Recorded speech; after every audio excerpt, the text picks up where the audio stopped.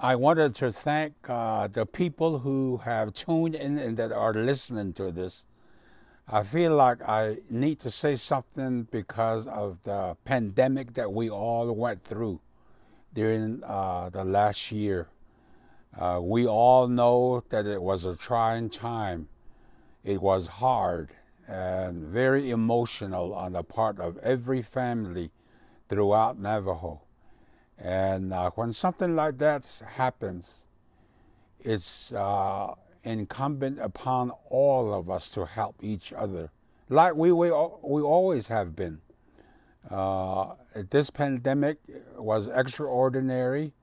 It brought a lot of emotions to each and every one of us, and for losing our loved ones, and particularly the elderly people, the grandmas and the grandpas, the traditional religious keepers of the Navajo Nation, because they like to talk, as you know, about their own belief system. They like to talk about their experience in life, and we lose that. But many of us also listen to them. And our job and responsibility is to continue those dialogues between all family members. And so I'm encouraging you to do that for those of you that have experienced and heard that from the elderly people. And this, as I said, epidemic that happened on the Navajo Nation happened everywhere, not only just the Navajo. And years ago, our parents did not have medical knowledge and experience, did not have the doctors and scientists that United States now enjoys. And so we had to rely on our own. We had to rely on ourselves. The gathering of the herbs that the earth has to offer, the songs and all the prayers in the morning when we get up. What do we do? What do we say? How do we pray? Those are the things that are of value, great value to the Indian people in this country. And that's why we're still here. We're still surviving. For the Navajo people, we always talk about the long walk. Many of our people were gathered by United States government and held in prison in Fort Sumner for about 4 or 5 years. And they suffered tremendously during that period.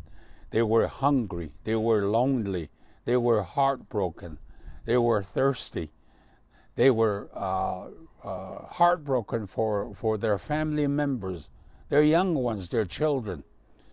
But you know what? They survived. They survived because of who they are.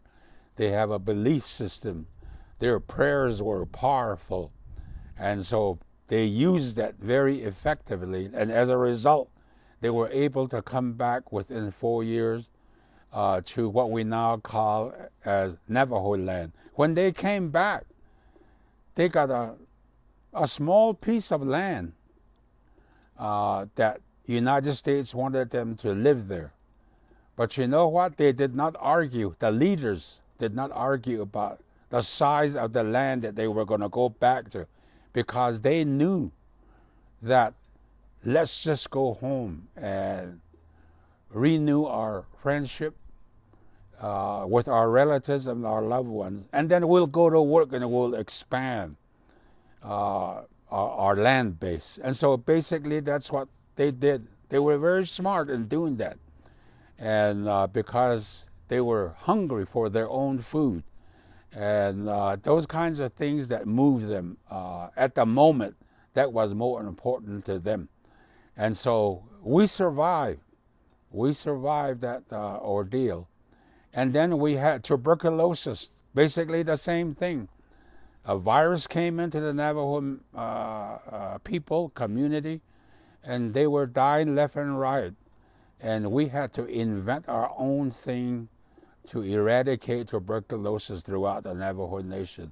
As many of you know, the famous Dr. Annie Wanika had a role in that. And then there was a time when we had other viruses that came to the Navajo, and that brought a lot of illnesses and death.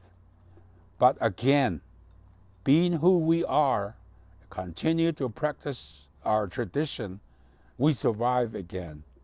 And then using those values, we were able to look forward out into the horizon and say, now that we have gone through this, what is our future look like? And they plan and they talk and they try a lot of the ideas with their own family members and communities.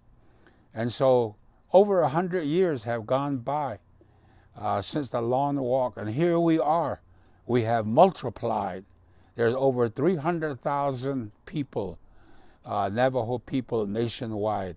Who could have ever thought of that years ago, back in the mid-1800s, when there were basically only about 10,000 Navajo people that were here. So we have to think that way. We have to plan. And so I'm optimistic about the future. And the only way that we can bring something to the Navajo Nation that will be effective is that we discuss this with all of the leaders throughout the Navajo.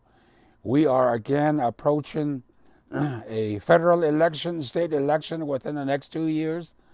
And we need to get together, hold each other, and in unison, and then try to repeat what we have done during the last year, 2 years, and be able to prevail again at the poll.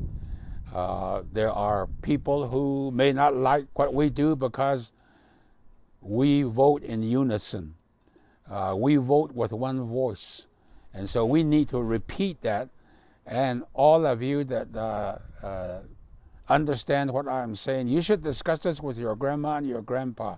And wherever you go, where there is gathering of people, raise these issues. We need to continue to get back on the right road so that we are able to acquire resources that we know that we need, so that we have effective leadership in education, leadership in social living condition, and we need expertise, good people in health to take care of our health, and all of those basic infrastructure that we need. And we need to elect those kinds of people that believe in those things so that we can continue to survive. Thank you so much for listening. I'll be back with you sometime in due time.